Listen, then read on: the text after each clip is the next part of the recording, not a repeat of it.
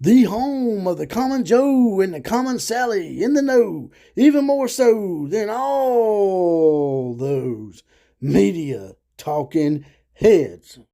Random topic of the day to start this podcast. Push some buttons, maybe do a little purge here. As we're going to start off talking about Megan Rapinoe and the U.S. women's soccer team that didn't get past the field of 16. What does that make them 16th? They got eliminated by Sweden. You know, real women that probably respect their country for putting them in the position that they were in.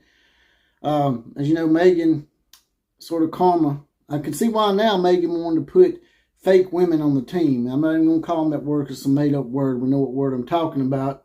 And I'm not even going to call them men because they're fake human beings that are selfish and cowards that like to take spots away from women that have worked hard to get where they're at. Megan is going to be reflected upon as a coward because we all know she's retiring after this, so it don't really matter to her. If she was still competing, you could take 10 Megan Rapinoes and 10 Messiers, and the 10 Messiers would make the team each and every spot. But congratulations on getting your team collaterally damaged in the eyes of the American people, Megan, and you will be reflected upon as a kowtowing coward in the future. Now, the topic of the day is going to be Florida State dropping a bombshell and that they got a avenue that nobody really expected to possibly get out of this grant of rights and to basically blow up the ACC. We'll also talk about the Arizona State athletic director who made some gall-ball comments. Let's talk about it. You tell them I'm coming, and hell's coming with me, you hear? Hell's coming with me!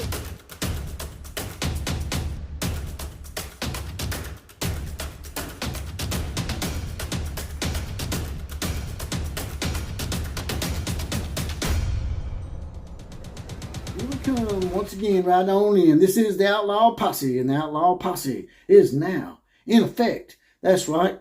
And today's four horsemen shout-outs go to Tim Gillespie, Kill Back First, Heath Stokes, and Kuz's Corner. By the way, that's a great podcast. Check it out. It does a lot of good stuff on conference realignment.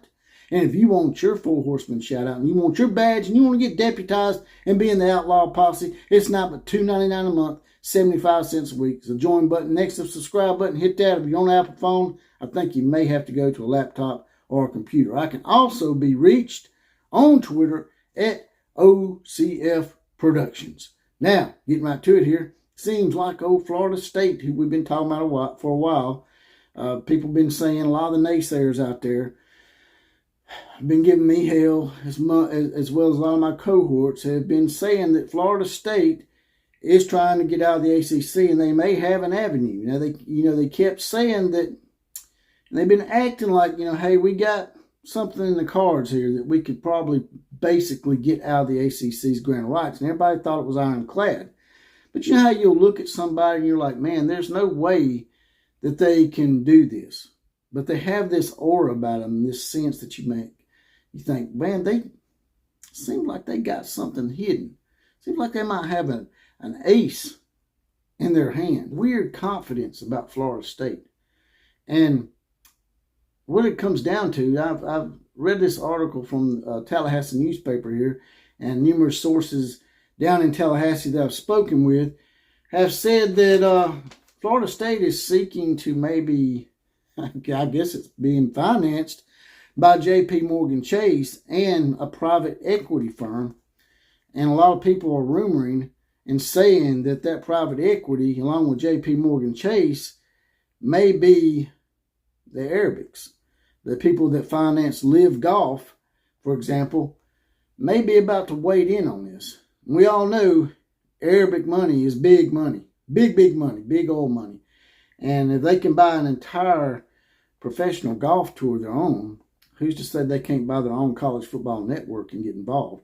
And being on the eastern seaboard seacoast there and starting off with about 7 or 8 ACC schools, there's no reason why they may not be able to be successful. You may laugh at them now, but, and I know the Live or Live, whatever they call it, the LIV golf tour is on CW. And a lot of people sort of snicker at CW, but if the Arabics really start wading in, who's to say they can't make CW a big-time network? Everybody laughed at Fox when Fox came along and they said they were going to compete with CBS and ABC and ESPN and all those companies. And now look, Fox Sports is a major player.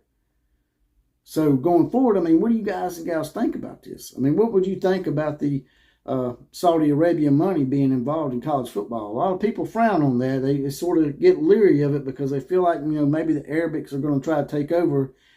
But, just like my buddy Kuz said on his podcast, he done a podcast on this as well. We're taking Chinese money. What's the difference in taking Arabic money at this point? I don't really want to do it, but, do we really have a choice? Because the ACC and all their partners, the North Carolina president and the AD came out and said, and it just eerily looks a lot similar to what happened with the Pac-12, the very beginnings of what happened to the Pac-12 with USC and UCLA. They all come in there and talk about kumbaya and how we're all one united force against these one or two teams. Well, they're saying that now regarding Florida State and somewhat Clemson. But the North Carolina AD is sort of talking out both sides of his mouth, because the rumor has it North Carolina, they want out as well. What these teams do and what these universities do is, until they got their little ducks in a row, they put on this farce. And what they don't realize is the American people and people out there in general around the world, with the advent of social media, man, y'all's little coach speak or company line or whatever it is you want to call it, it just don't work anymore.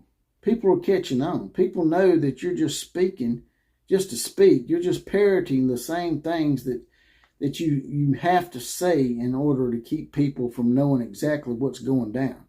Well, people can read between the lines. All you got to do is read between the lines. You don't even really need a lot of sources out there to have seen all this coming. When USC and UCLA left the Pac-12, I already knew, as well as many other people, that the Pac-12 was on borrowed time. They tried to lie and say, "Oh, we're going to add San Diego State and SMU, and we're going to right the ship," and that kind of stuff. But you could see the writing on the wall. And I could really see the writing on the wall for the Pac-12 when they didn't add San Diego State. If they'd added San Diego State way back in May or June, then they may have been able to get that TV deal. They would have had a big market. Why not go ahead and get the San Diego market? But that's another topic for another day. Also, off the topic a little bit, Arizona State, who tried to nix the deal somewhat, and they're lucky they even got an invite, because Brett Yormark said he didn't want teams in the Big 12 that didn't want to be in the Big 12, and yet here's Arizona State and Utah in the Big 12 after they claimed they didn't really want any part of the Big 12. They had no choice, really. But their AD comes out and says that he don't want to have any part of traveling to West Virginia. And he singles out one member in the Big 12 specifically. I mean, what the hell is that all about, man? You just now coming in as a member, and you barely got in, to be honest with you. And you're going to try to show some gall balls by calling another member out? Really? You better be lucky you're even in the Big 12. That's what all these conferences and all these other teams don't realize. All it takes is one or two teams to start the dominoes. Oklahoma and Texas, for example. They started this whole thing to me. USC and UCLA ended up going to Big Ten because of what the SEC did with Texas and Oklahoma. Now the Big Ten is taking Oregon and Washington, and they finally won up the SEC somewhat.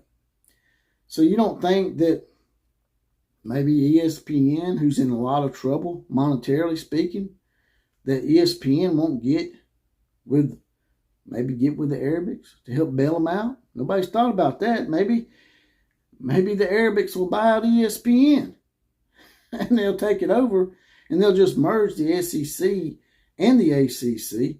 Or they may just decide, hey, look, we just bought ESPN. Let's talk with the Big Ten, Fox, CBS, SEC, and let's all hash out a deal where we'll split this conference up into two parts and make two mega leagues in the SEC and the Big Ten.